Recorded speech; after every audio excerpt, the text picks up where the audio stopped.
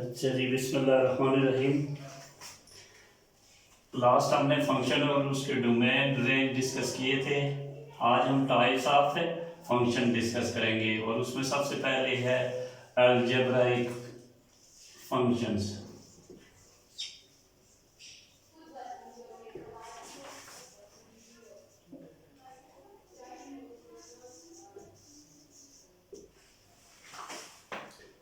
तो ये देखते हैं कि अलजेब्राइक फंक्शंस क्या है।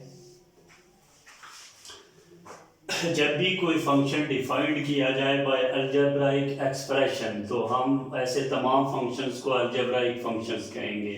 ठीक, those functions which are defined by algebraic expressions are known as algebraic functions। अब algebraic functions में सबसे पहले आपके पास आता है, मिसाल इसके लिए आप देख लें कि फर्ज करें f of x is equal to x square plus 2x plus 3 तो इसको डिफाइन किया गया है किससे? अलजेब्राइक किसी एक्सप्रेशन से। तो ये आपके पास कौन सा है? अलजेब्राइक फंक्शन है। अब इसमें आपके पास अलजेब्राइक फंक्शन में पहले आता है, इसकी आगे अगर हम सब ब्रांचेस देखें तो वो आपके पास क्या आ जाएगा? पॉलिनोमियल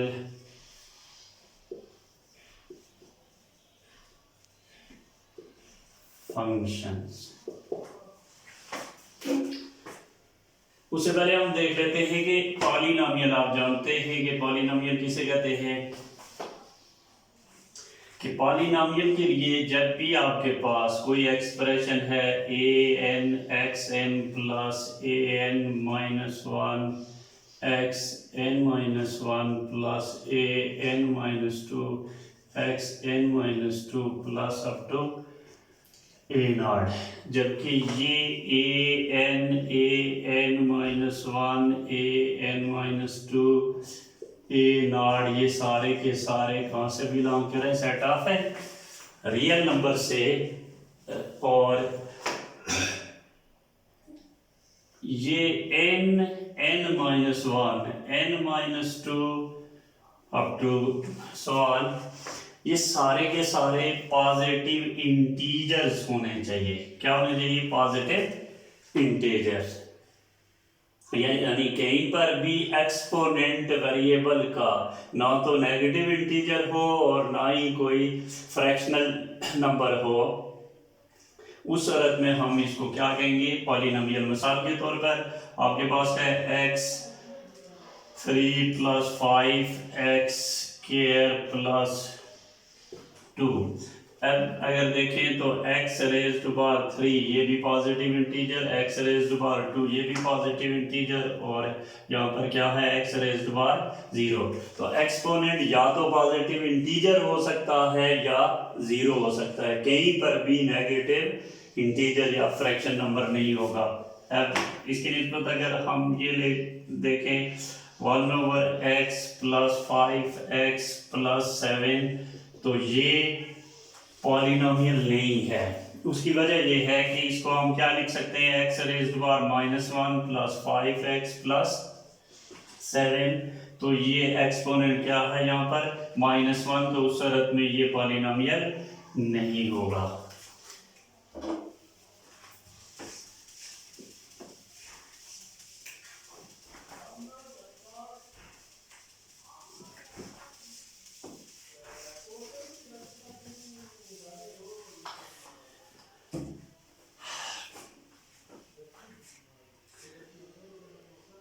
अब पॉलिनोमियल फंक्शन क्या है कि अगर कोई function f of x defined किया जाए किससे? पॉलिनोमियल एक्सप्रेशन से, means a n x n plus a n minus one x n minus two plus up to plus a naught, तो उस सूरत में हम इसको क्या कहेंगे? Polynomial function with degree n, with degree n। फर्ज करें मैं लिखता हूँ f of x is equal to 5x raise to power 7 plus 2x square plus 3x। Clearly exponent तमाम टर्म्स में क्या है, पॉजिटिव इंटीजर है। तो उस सूरत में ये आपके पास क्या है, ये पॉलिनोमियल है। तो ये पॉलिनोमियल फंक्शन है और इसकी डिग्री क्या है, जो मैक्सिमम एक्सपोनेंट हो किसी पॉलिनोमियल में तो वही उसका डिग्री ऑफ द पॉलिनोमियल कहलाता है। और इसका मैक्सिमम एक्सपोनेंट 7 है तो इसकी डिग्री क्या होगी, इस पॉलिनोमियल फंक्शन की 7 होगी। और ये सारे के सारे मैंने कहा कि ये कोएफिशिएंट क्या होंगे, रियल कोएफिशिएंट्स होंगे।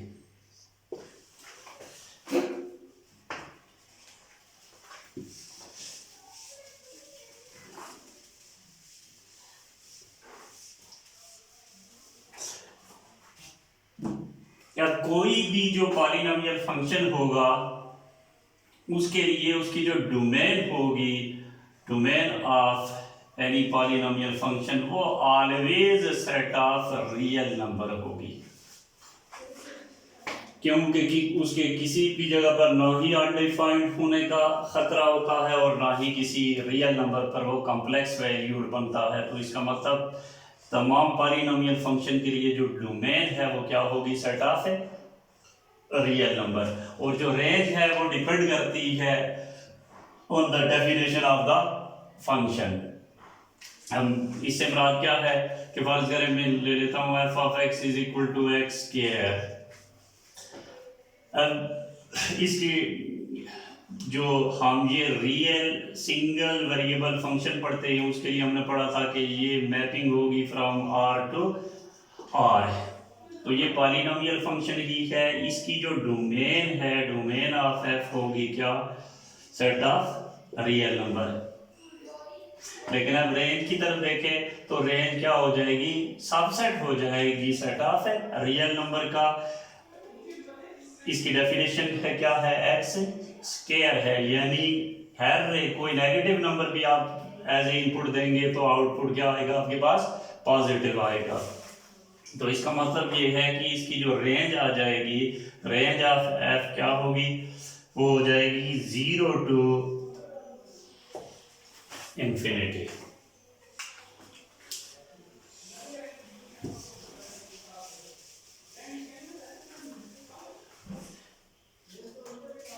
अच्छा, इसी तरह फिर आगे अलजेब्राइक फंक्शन में ही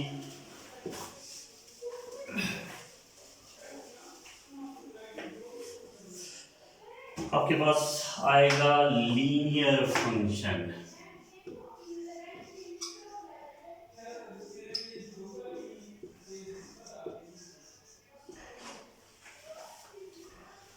When any function defined by f of x is equal to ax plus b,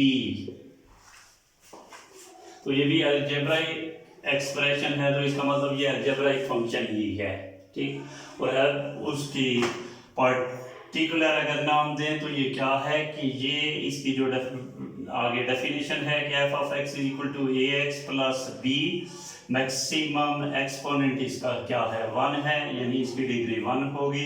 तो उस शर्त में ये लीनियर फंक्शन कहलाएगा। When f of x is equal to ax plus b, then this is linear function.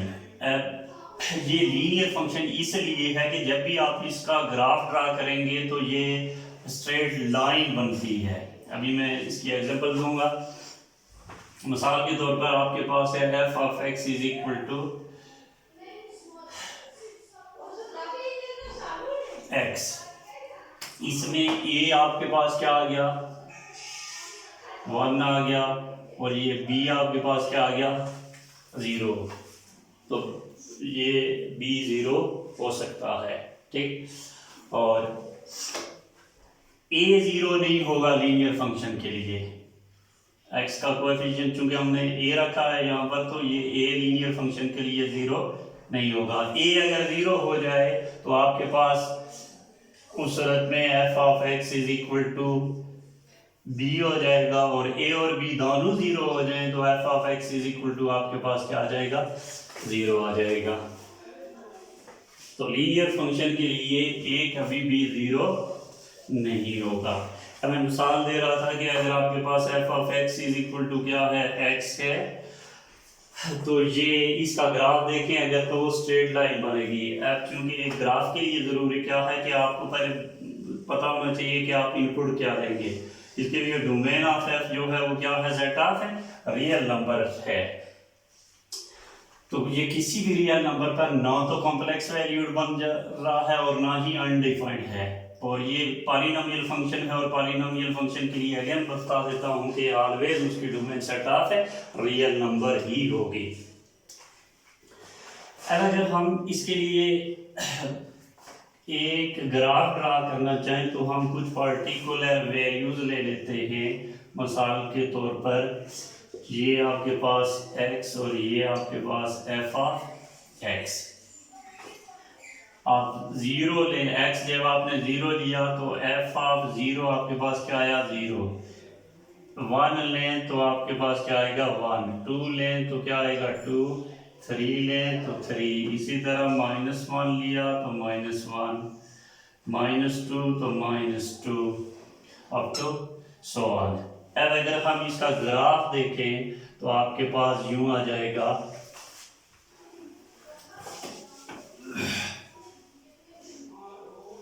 ये x और ये y, यानी f ऑफ x के लिए y एक्सिस है, हम इसको कर्व के साथ जाहिर करेंगे।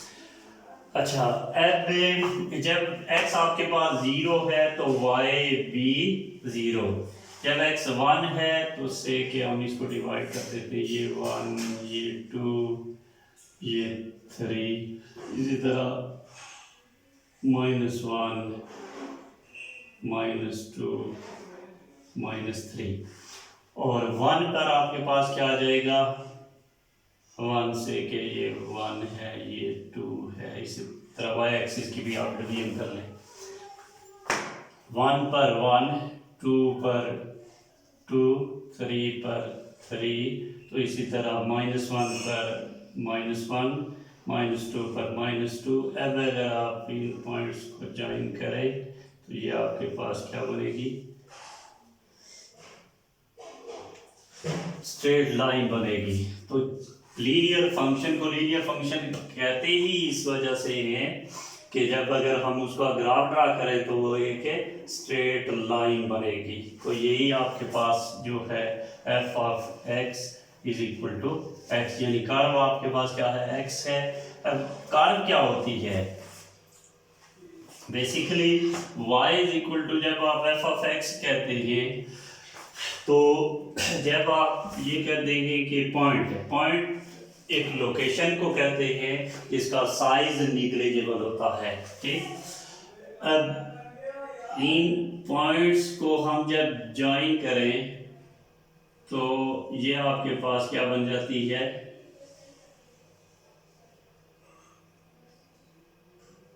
एक कर्व बन जाती है। तो union of points he basically क्या है, कर्व है। और इसी को अगर हम खींच लें तो ये आपके पास क्या बन जाती है, स्ट्रेट लाइन बन जाती है। अब ये डिपेंड करता है कि कर्व कैसी होगी upon the definition of function. फर्ज करेंगे f of x is equal to क्या है, x स्क्वायर है। तो इस पर आप जब वैल्यूज देंगे तो आप देखेंगे कि ये कर्व कैसे बन रही है।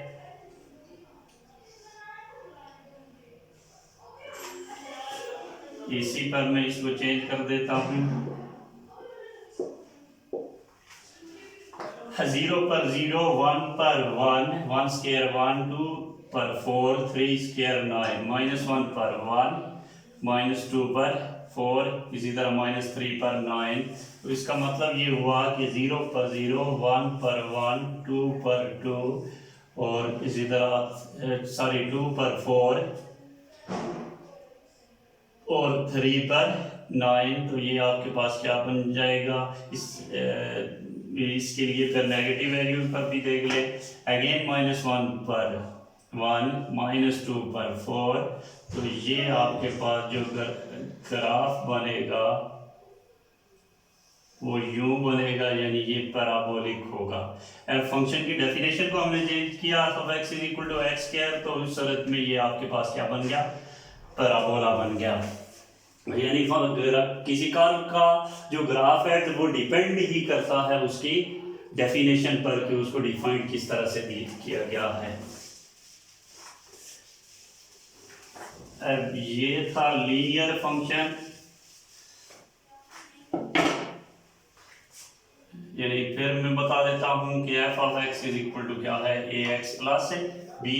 तो इसकी एग्जांपल्स में फर्ज करें 2x प्लस 1, अगेन आप इसका ग्राफ ड्रा करेंगे तो ये आपके पास क्या होगा, लीनियर फंक्शन ही होगा। तो आपने एग्जांपल्स के तौर पर आपने कुछ डेफिनेशन इस तरह की लेनी है, इस ए और बी को चेंज करके खुद आप घर में जो प्रैक्टिस करेंगे वो किसके लिए करेंगे, इसके ग्राफ ड्रा करेंगे तो वो सारी की सारी स्ट्रेट लाइंस बनेंगी।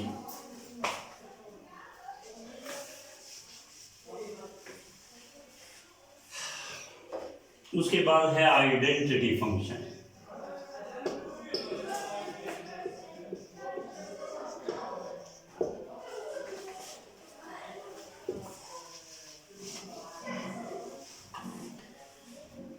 Identity function single variable function, यानी y is a function of x के लिए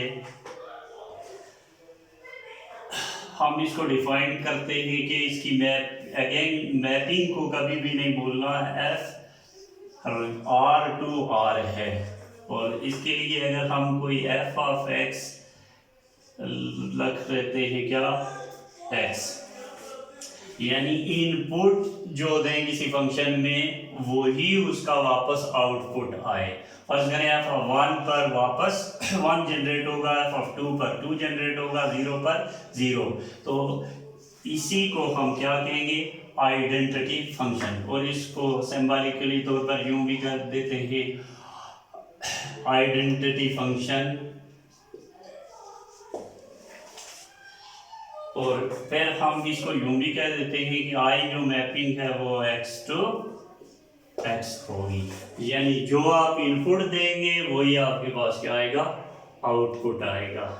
तो इसको हम क्या कहेंगे, आइडेंटिटी फंक्शन। और identity function be linear function है यहाँ पर इस एग्जांपल में।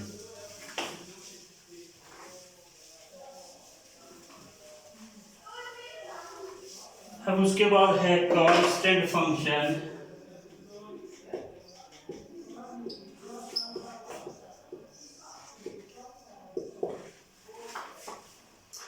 तो अब अगर आपके पास कोई मैपिंग है f of x is equal to some constant c, तो इसको हम क्या कहेंगे, कांस्टेंट फंक्शन कहेंगे। इसके लिए इसकी डोमेन ऑफ f देखें क्या आएगी, सेट ऑफ रियल नंबर आएगी। और f फर्ज करें मिसाल के तौर पर f of x is equal to आपके पास क्या है, 2 है। f ऑफ 0 लें तो 2 ही आएगा, f ऑफ 1 लें तो क्या आएगा, 2 ही आएगा, f ऑफ 1.5 लें फिर भी 2 ही आएगा, f ऑफ -1 लें फिर भी क्या आएगा, 2 ही आएगा। ठीक, तो इसका आउटपुट एक कांस्टेंट नंबर आ रहा है।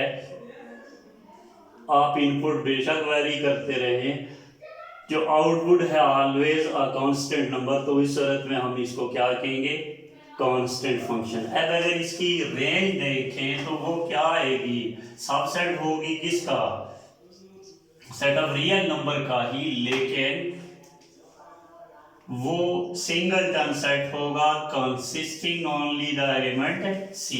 जैसा कि इसके लिए अगर हम लिखें तो इसकी जो रेंज होगी वो क्या होगी, containing the set containing only 2, यानी ये भी सिंगलटन सेट होगा। अब अगर हम इसको देखें ग्राफ के लिहाज से,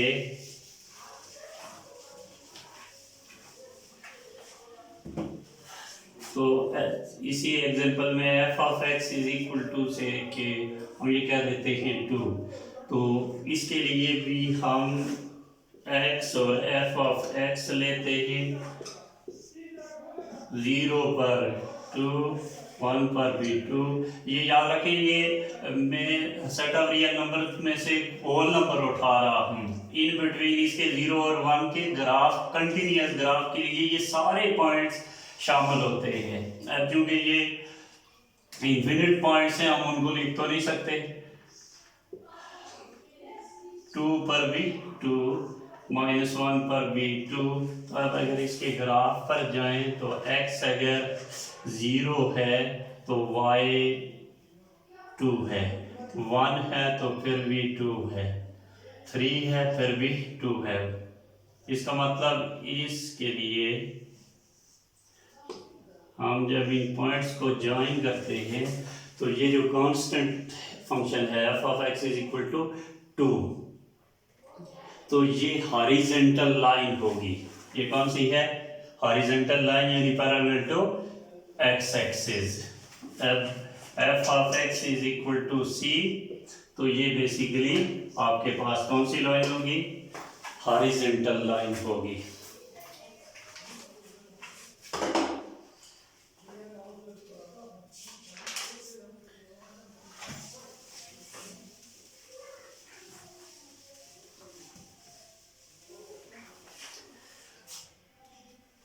उसके बाद है रेशनल फंक्शन।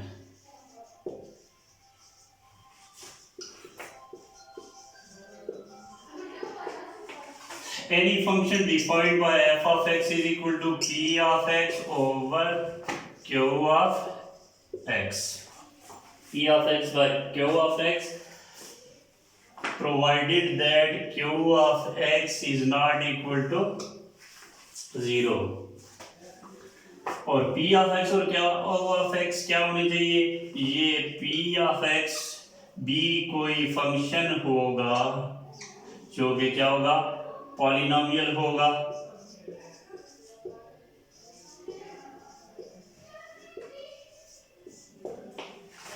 और जो q of x है ये भी क्या होगा? पॉलिनोमियल होगा।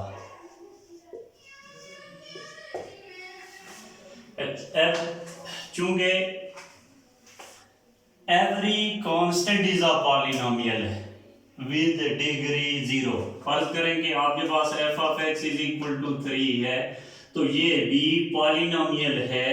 और अब हम इसको यूं लिख सकते हैं 3x raised to power 0। तो this is a polynomial function with degree 0। तो every constant function is a polynomial with degree 0। तो every 0 is also a constant।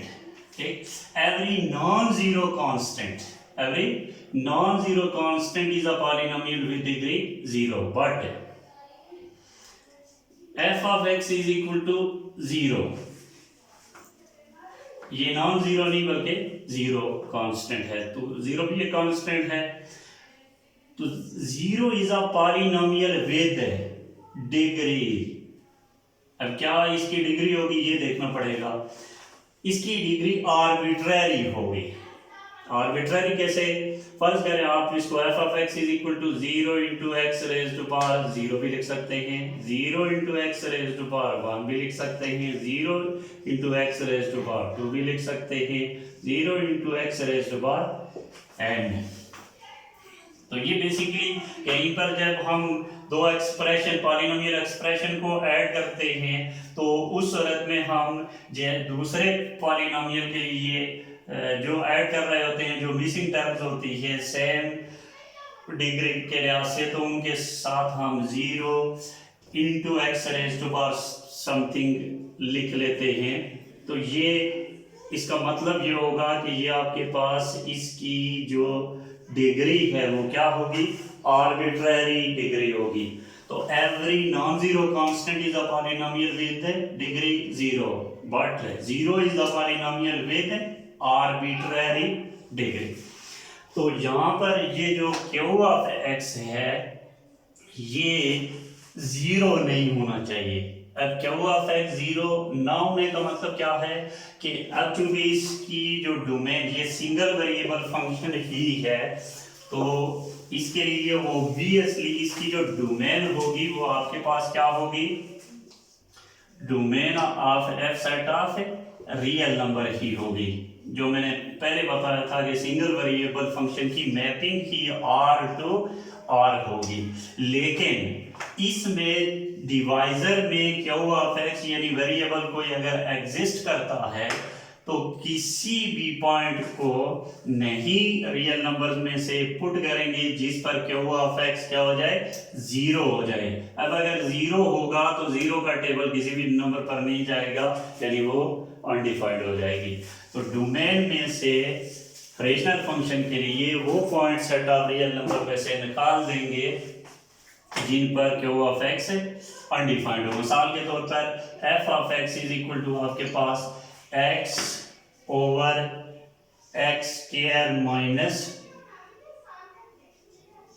4। इसमें p ऑफ x आपके पास क्या है, x है, और q ऑफ x आपके पास x स्क्वायर माइनस 4 है।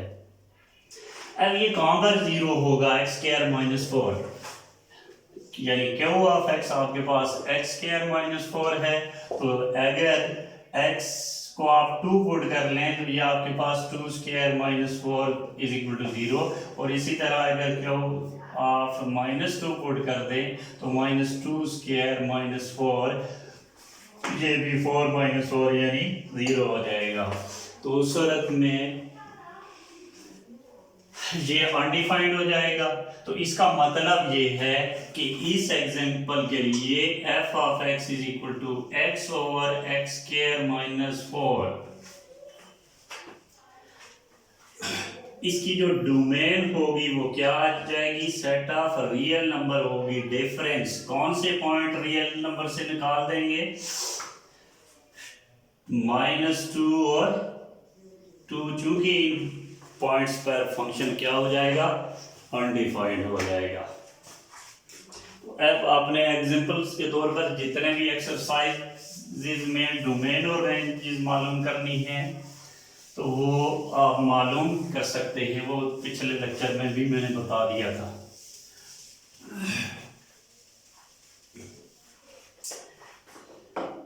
अच्छा जी, ये तो किस में थे, अलजेब्राइक फंक्शंस में से आपने पॉलिनोमियल फंक्शन पढ़ा, linear function, identity function, rational function, constant function. अब है ट्रांसेंडेंटल फंक्शंस। ट्रांसेंडेंटल फंक्शंस में से सबसे पहले ट्रिग्नोमेट्रिक फंक्शंस, इनको ट्रांसेंडेंटल फंक्शंस क्यों कहते हैं, ये आप जाकर दूसरे चैप्टर में जब किसी फंक्शन की सीरीज बनाएंगे, मैक्लॉरिन सीरीज एक्सपेंशन या टेलर सीरीज एक्सपेंशन, उसमें देखेंगे कि जब हम किसी फंक्शन को in terms of polynomial express करते हैं तो उसकी इनफिनिट सीरीज बनती है। ठीक, तो ट्रांसेंड होता है जिसकी कोई हद ना हो। तो इसी निस्बत से हम इन फंक्शंस को ट्रांसेंडेंटल फंक्शंस कहते हैं। या आगे उसके साथ में जाकर वजाहत करूंगा। ट्रांसेंडेंटल फंक्शंस में तमाम ट्रिग्नोमेट्रिक फंक्शंस, तमाम इनवर्स ट्रिग्नोमेट्रिक फंक्शंस, तमाम hyperbolic functions, inverse hyperbolic functions, logarithmic functions, exponential functions, ये सारे के सारे ट्रांसेंडेंटल फंक्शंस में आते हैं। उसमें से आपके पास क्या है, ट्रिग्नोमेट्रिक फंक्शंस। अब ट्रिग्नोमेट्रिक फंक्शंस में f of x is equal to sin x, f of x is equal to cos x, f of x is equal to cosecant x, f of x is equal to secant x, f of x is equal to tan x, और f of x is equal to cot x।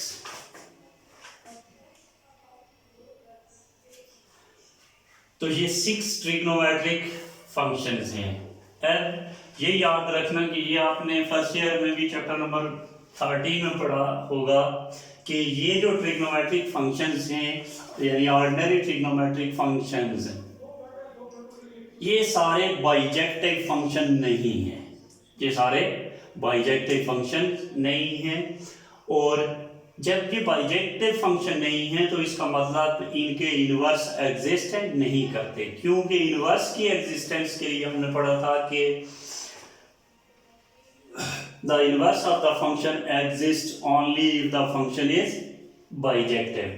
तो इन तमाम, लेकिन आपने देखा कि हम फिर तमाम ट्रिग्नोमेट्रिक फंक्शंस की इनवर्सेस भी निकालते हैं और उसको हम पढ़ते भी हैं। तो कैसे फिर हम इन ट्रिग्नोमेट्रिक फंक्शंस के इनवर्सेस लिखते हैं जबकि ये बाइजेक्टिव ही नहीं है। तो याद रखना, तमाम ट्रिग्नोमेट्रिक फंक्शंस को, उनकी डोमेन्स को हम रिस्ट्रिक्ट करते हैं ताकि वो बाइजेक्टिव फंक्शन बन जाए। तमाम ट्रिग्नोमेट्रिक फंक्शंस की डोमेन को हम क्या करते हैं, रिस्ट्रिक्ट करते हैं ताकि वो क्या बन जाए, बाइजेक्टिव फंक्शंस बन जाए। तो वो जो ट्रिग्नोमेट्रिक फंक्शंस होंगे विद रिस्ट्रिक्टेड डोमेन्स, उनको हम प्रिंसिपल ट्रिग्नोमेट्रिक फंक्शंस कहते हैं। तो ऑर्डिनरी ट्रिग्नोमेट्रिक फंक्शंस जो हैं वो बाइजेक्टिव नहीं हैं, लेकिन कौन से ऐसे ट्रिग्नोमेट्रिक फंक्शंस जिनकी डोमेन को रिस्ट्रिक्ट किया जाता है ताकि वो बाइजेक्टिव फंक्शन बन जाएं, उनको हम प्रिंसिपल ट्रिग्नोमेट्रिक फंक्शंस कहते हैं। और इनवर्स हम प्रिंसिपल ट्रिग्नोमेट्रिक फंक्शंस के ही ले सकते हैं। ये हम इनवर्सेस में जाकर देखेंगे। तो सबसे पहले इसमें से f of x is equal to sine x यानी साइन फंक्शन, तो ये भी सिंगल वेरिएबल फंक्शन है और इसका मतलब ये है कि इसकी डोमेन क्या होगी, सेट ऑफ रियल नंबर होगी, यानी इसकी मैपिंग R टू R होगी। एवरेज के लिए मैंने बताया था कि जरूरी नहीं कि सारे का सारा आपके पास क्या आए, सेट ऑफ रियल नंबर ही आए। ठीक, कोई सबसेट आ सकता है किसका, रियल नंबर का, वो कहीं सिंगल टर्म सेट भी हो सकता है, पूरा रियल सेट भी हो सकता है। अब अगर आप इसको देखें f ऑफ x को, f of x is equal to sine x, तो इसके लिए जो इसकी डोमेन है वो सेट ऑफ रियल नंबर होगी, सेट ऑफ रियल नंबर होगी। लेकिन आपने ये देखा कि साइन 0 आपके पास क्या है, 0 है, और साइन 90 आपके पास 1 है, फिर साइन पाई यानी 180 आपके पास 0 है, साइन 270 यानी 3π/2 आपके पास -1 है। अब ये सारे के सारे पीरियाडिक फंक्शंस हैं, सारे के सारे क्या है, पीरियाडिक फंक्शन। पीरियाडिक फंक्शन के लिए अगर आपके पास कोई f ऑफ x है, y is equal to f of x, तो इसके लिए f of x plus p वापस क्या हो जाए, f ऑफ x के इक्वल हो जाए, where p is a least positive real number. तो उस सूरत में हम क्या कहेंगे कि ये पीरियाडिक फंक्शन है विद पीरियड p। अब इसी के लिए मिसाल के तौर पर f of x is equal to आपके पास क्या है, साइन x है, तो f ऑफ x प्लस आप 2π करते हैं, तो यानी साइन ऑफ x प्लस 2π। अब इसको फार्मूले की मदद से लिखें या डायरेक्ट डेफिनेशन यूज कर लें कि x प्लस 2π को 4 इंटू π/2 लिख सकते हैं, यानी 4 मल्टीप्लाई बाय एलाइड एंगल π/2। तो आपने फर्स्ट ईयर में भी पढ़ा कि when theta is added to और subtracted from even multiple of allied angle then trigonometric ratios remain same. तो उस सूरत में आपके पास ये वापस क्या आ जाएगा, साइन ऑफ एक्स। आप इसको फार्मूले की मदद से भी चेक कर सकते हैं, साइन अल्फा प्लस बीटा। तो ये आपके पास मैं डायरेक्ट लिख रहा हूँ, ये क्या आ जाएगा, साइन एक्स। तो ऐसे मिसाल दे रहा हूँ कि ये जो साइन एक्स है, ये इसका मतलब वापस क्या आ गया, f of x plus p, यानी sine x plus p again is equal to sine x, यानी वापस आपके पास एफ ऑफ एक्स आ गया। तो इसका मतलब ये पीरियोडिक फंक्शन है। इसी तरह ये तमाम ट्रिग्नोमेट्रिक फंक्शन जो है ये सारे के सारे पीरियोडिक फंक्शन हैं, और इसी पीरियोडिसिटी की वजह से इनके इनवर्सेस एग्जिस्ट नहीं करते। तो इसीलिए हमें इनको रिस्ट्रिक्ट, डोमेन रिस्ट्रिक्ट करके इनको बाइजेक्टिव फंक्शन बनाना होता है। तो अब इसके लिए आप देखें कि इसका मतलब ये है कि इसका इमेज क्या आ रहा है, या 0 आ रहा है या 1, या फिर ये 0 फिर -1। तो इसका मतलब इसकी मैक्सिमम वैल्यू क्या है, 1, और जो मिनिमम वैल्यू है क्या है, -1। बाकी तमाम रियल नंबर्स पर इसकी value within the interval lie करेगी -1 to 1, -1 to 1। तो इसका मतलब ये हुआ कि इसकी जो रेंज है, range of f is equal to क्या हो जाएगी, -1 to 1, जो कि सबसेट होगा किसका, सेट ऑफ रियल नंबर का। रेंज से मुराद खाली यहाँ पर देखना कि -1 to 1 है। फर्ज करें आपको एक ट्रिग्नोमेट्रिक इक्वेशन दी जाती है, तो आपको पता होना चाहिए फौरन इस डेफिनेशन को देखकर, sine x is equal to, मिसाल के तौर पर मैं लिखता हूँ 2। तो मैथमेटिशियन ये देखकर ही बता देगा कि ये स्टेटमेंट गलत है, क्योंकि इसकी जो मैक्सिमम वैल्यू आती है वो 1 आती है। तो किसी भी रियल नंबर पर साइन फंक्शन अप्लाई करें तो वो कभी भी 2 जनरेट नहीं करेगा। तो अब ये हो सकता है sine x is equal to से 1/2, 0.5, 0.78, यानी जो भी होगी वैल्यू इसकी -1 to 1 होगी, इंक्लूडिंग -1। ये मैंने क्लोज इंटरवल लिखा है, -1, 1। तो अब इसकी जो डोमेन और रेंज, इसको मैं आसान कर देता हूँ यूं कि दोनों को एक साथ लेकर चलता हूँ, f of x is equal to sine x और f of x is equal to cos x. तो इन दोनों के लिए इनकी डोमेन जो है वो रियल नंबर होगी, ठीक, और जो रेंज होगी वो -1 to 1 होगी। cos ऑफ x के लिए यानी कोसाइन फंक्शन के लिए भी आप देखेंगे तो x जब 0 होगा तो cos ऑफ 0 1 π/2,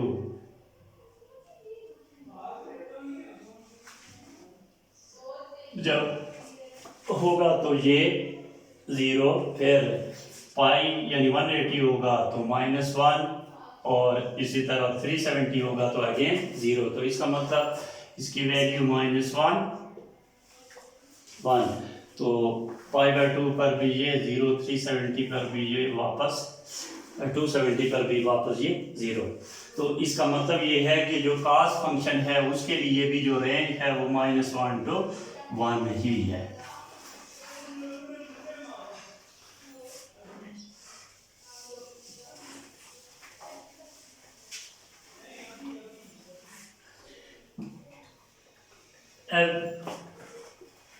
इनमें से किसी एक के लिए आप देख लें कि f of x is equal to sine x के लिए अगर मैं इसका ग्राफ देखना चाहता हूँ तो ये मैंने पहले बताया था कि कैलकुलस के अंदर हम तमाम जो पाथ ऑफ मोशन डिस्कस करते हैं, तो जो भी कोई पार्टिकल मूव करेगा, जो पाथ डिटरमिन करेगा, वो कैलकुलस के अंदर उसकी प्रॉपर्टीज को स्टडी किया जाएगा।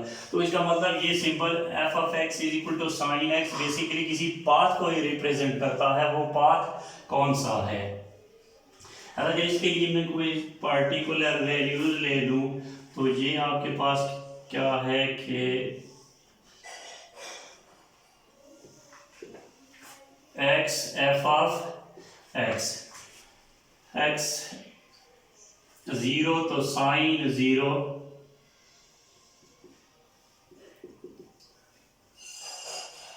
0, फिर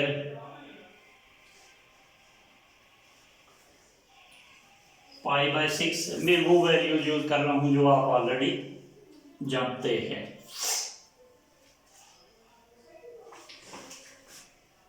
और अगर ये भी नहीं जानते तो इसके लिए भी सादा सी एक टेबल आपको पता होना चाहिए कि ये हम डायरेक्टली कैसे मालूम कर सकते हैं।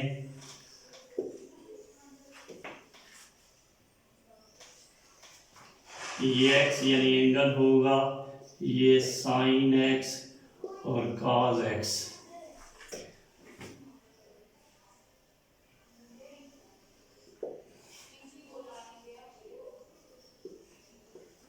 पाई बाय 6 यानी 30, पाई बाय 4 यानी 45, पाई बाय 3 यानी 60 और पाई बाय 2 यानी 90।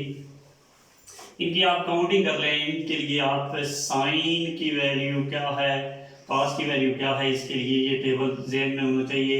इसको आप इसकी नंबरिंग कर लें 0 1 2 3 4। तो साइन के लिए क्या करें कि जो 0 के लिए है कि इसके लिए आपने जो नंबरिंग की उसमें जो लेबल रखा वो क्या है 0। इसको जो लास्ट आपने नंबर रखा इसके लिए लेबलिंग के लिए वो क्या रखा 4। तो इसको क्या कर लें 0 डिवाइडेड बाय 4 स्क्वायर रूट ले लें तो ये रिस्पेक्टिव वैल्यूज आना शुरू हो जाएंगी। तो ये 0 डिवाइडेड बाय 0 0 आ जाएगा, 0 का स्क्वायर रूट 0। पाई बाय 6 के लिए आपने नंबर क्या रखा 1। तो 1 को डिवाइड करें 4 से, उसका स्क्वायर रूट ले लें तो 1/2। तो साइन पाई बाय 6 क्या आ जाएगा 1/2। इसी तरह साइन पाई बाय 4 मालूम करने के लिए उसका आपने लेवल क्या रखा 2 divided by 4 under the root which is equal to 1/2 under the root which is equal to 1/2 under the root. इसी तरह 3/4 के लिए 3/4 under the root is equal to 3 under the root by 2। और पाई बाय 2 के लिए 4/4 under the root which is equal to आपके पास क्या आ जाएगा 1। तो आगाज के लिए यही नंबरिंग इधर से स्टार्ट कर ले 0 1 2 3 4, या इसी का आप क्या कर लें रिवर्स प्रोसेस में इसको लिख लें तो ये आ जाएगा 1 3 under the root by 2 1/2 under the root 1/2 और 0। ये टेबल जो वेल नोन वैल्यूज है उनके लिए।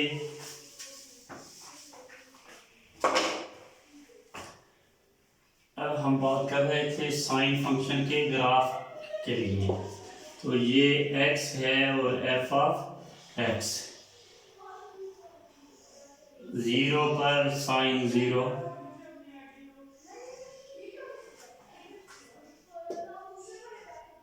पाई बाय 6 पर 1/2,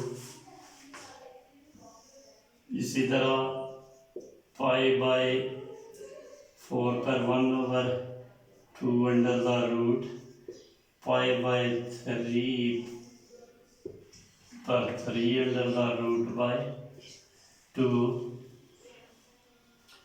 पाई बाय 2 पर आपके पास क्या आ जाएगा 1।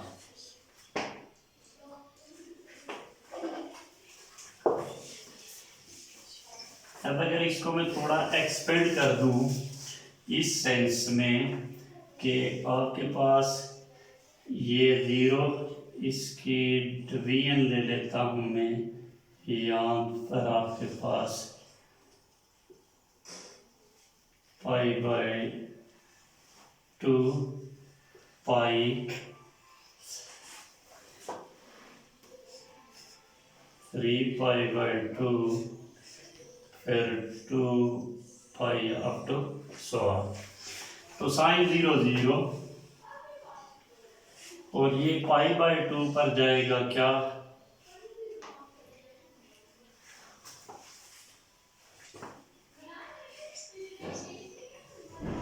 1। फिर पाई पर 0, 3 पाई बाय 2 पर -1 और 2 पाई पर फिर 0। तो इसका मतलब ये यूं जाएगा।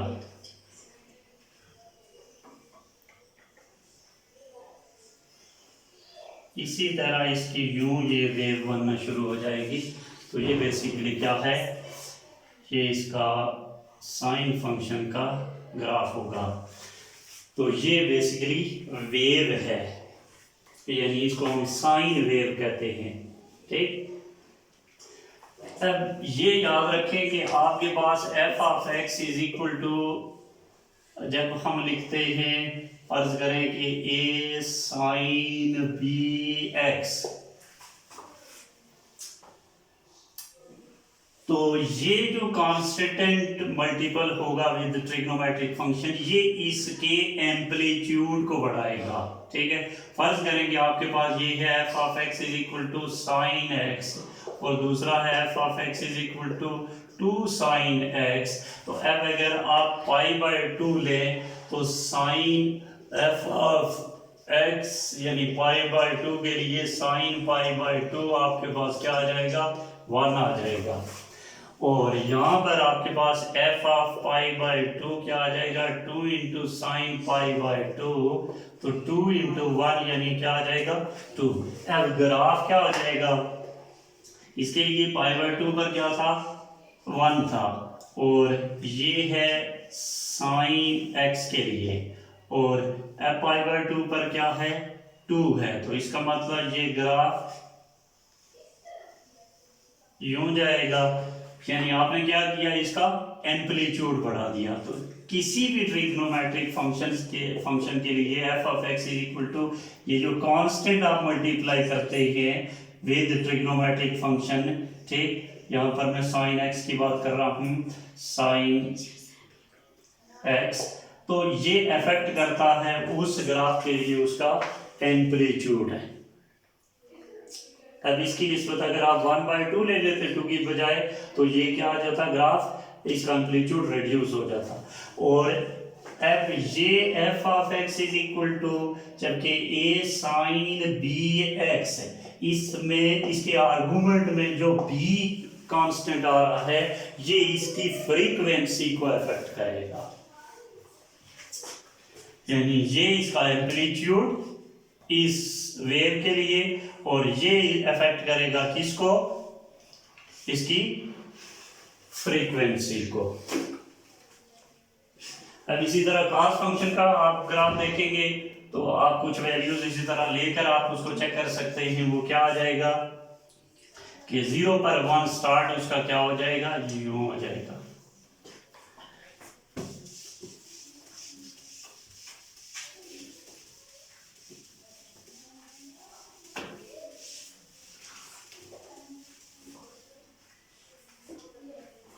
अब ये तो थे कौन से, साइन फंक्शन और कॉस फंक्शन, जिसके लिए हमने डोमेन और रेंज पढ़ी।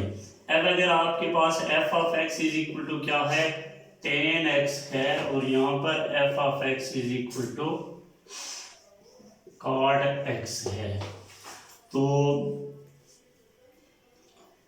F of x tan x को क्या लिख सकते हैं, sine x over cos x।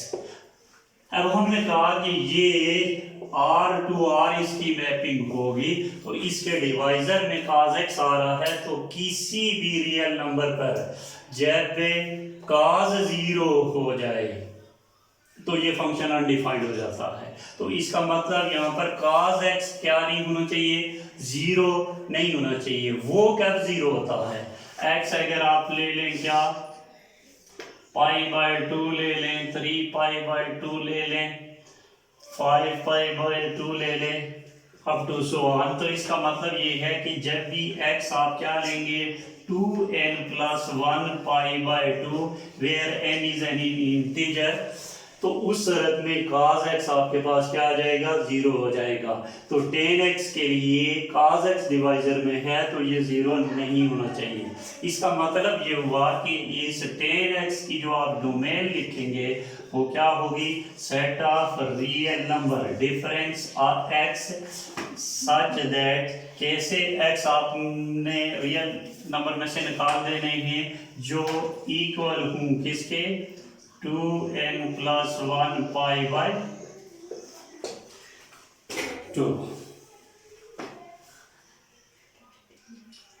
और इसी तरह cot x के लिए f of x is equal to, अगर cot x है तो आपके पास क्या आ जाएगा cos x over sin x, और यहाँ cot x के लिए sin x जो है ये 0 नहीं होना चाहिए। और ये 0 कब होता है sin x is equal to 0, और x इज इक्वल टू 0 ले लें, x इज इक्वल टू पाई ले लें, x इज इक्वल टू 2 पाई ले लें। इसका मतलब ये है कि जब भी x is equal to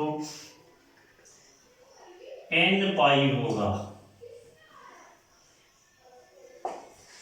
x is equal to n pi, यानी n 0 हो जाए तो 0, n 1 2 3 या इसी तरह नेगेटिव इंटीजर भी हो सकता है।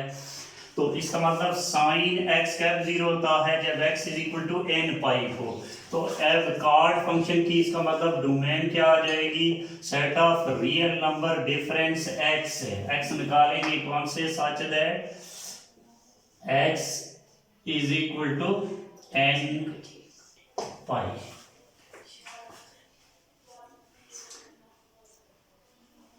और अब इसी के साथ आप देख लें किसको, और इन दोनों के लिए cot और sin, cot और tan के लिए दोनों की जो रेंज होगी वो क्या होगी सेट ऑफ रियल नंबर। इसके लिए भी पार्टिकुलर आप पॉइंट्स लेकर उसको ऑब्जर्व कर सकते हैं। अच्छा, अगर आपके पास f of x is equal to cosecant x है, यानी इसको हम 1/sin x लिखेंगे। तो अब देखें अगेन डिवाइजर में sin x आ गया, तो इसका मतलब इसकी डोमेन वही होगी जो किसकी है cot x, चूंकि cot x में भी डिवाइजर में sin x आ रहा है। तो अब आपके पास क्या आ जाएगा कि कोसेकेंड x की जो डोमेन होगी वो क्या आएगी और डिफरेंस n पाई, या इसको यूं भी लिख सकते हैं x such that x is equal to n pi. ठीक, इसका मतलब कि इसकी कोसेकेंड और cot x की जो डोमेन है वो क्या है सिमिलर है। इसी तरह अगर आपके पास f of x is equal to secant x है तो सेकेंड रेसिप्रोकल होगा cos का, यानी 1/cos x। तो यहाँ पर cos 0 नहीं होना चाहिए, और cos 0 कब होता है 2n+1π/2 इवन मल्टीपल ऑफ π/2। तो इसका मतलब इसकी डोमेन जो होगी सेकेंड x की वो क्या होगी r difference x such that x is equal to 2n+1π/2।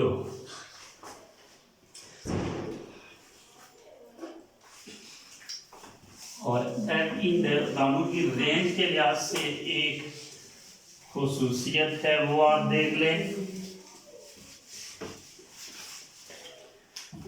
कि आपके पास अगर f of x is equal to secant x है तो ये क्या आ जाएगा 1/cos x। अब इसकी ये cos x है डिवाइजर में आ रहा है, तो हम देखते हैं कि cos x का आउटपुट क्या आता है। यानी cos x के लिए आपने कहा कि इसकी रेंज क्या होगी -1 to 1।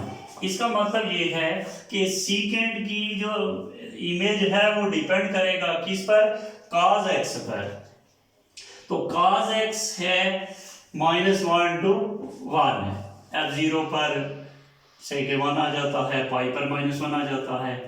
इसका मतलब सीकेंट x -1 भी आ सकता है और 1 भी आ सकता है। लेकिन अगर cos with in the interval -1 to 1 आ जाए, से के cos x आपके पास 1/2 आ जाता है, cos x is equal to 1/2। तो इस सूरत में आपके पास सीकेंट x क्या आ जाएगा, 1/1/2, यानी आपके पास क्या आएगा 2।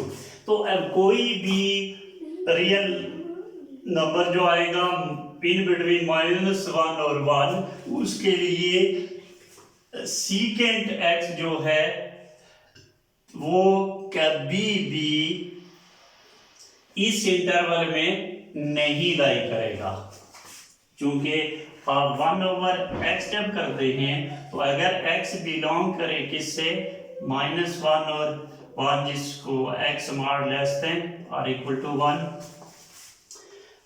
तो उस सूरत में आपके पास 1/x कभी भी इस इंटरवल में नहीं लाई करेगा। अगर x लाई कर रहा है -1 और 1 के दरमियान, तो 1/x जो है इस इंटरवल में नहीं आएगा। इसका मतलब ये हुआ कि सीकेंट x का जो इमेज आएगा वो क्या आएगा, सीकेंट x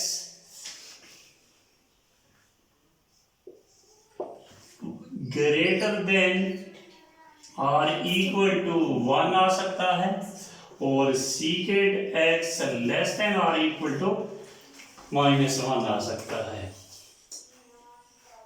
यानी इसकी आप अगर रेंज देखें तो वो क्या आएगी रियल लाइन पर, ये आपके पास -1 और ये आपके पास 1।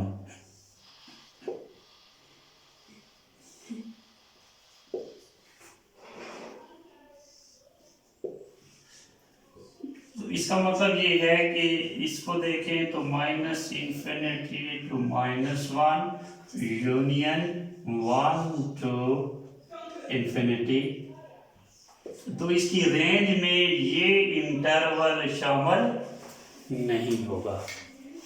और इसी तरह कोसिकेंट x में भी f ऑफ x, अगर आपके पास कोसिकेंट x आ जाए तो ये रेसिप्रोकल है साइन का, तो 1/sin x। तो सिमिलरली sin x की जो रेंज है आपने पढ़ी -1 to 1, तो इसका मतलब कोसिकेंट x की जो रेंज है वो कभी भी -1 और 1 के इन बिटवीन लाई नहीं करेगी। तो उसके लिए भी कोसिकेंट और सीकेंट x दोनों के लिए जो रेंज है वो क्या आएगी, ये सेम आ जाएगी।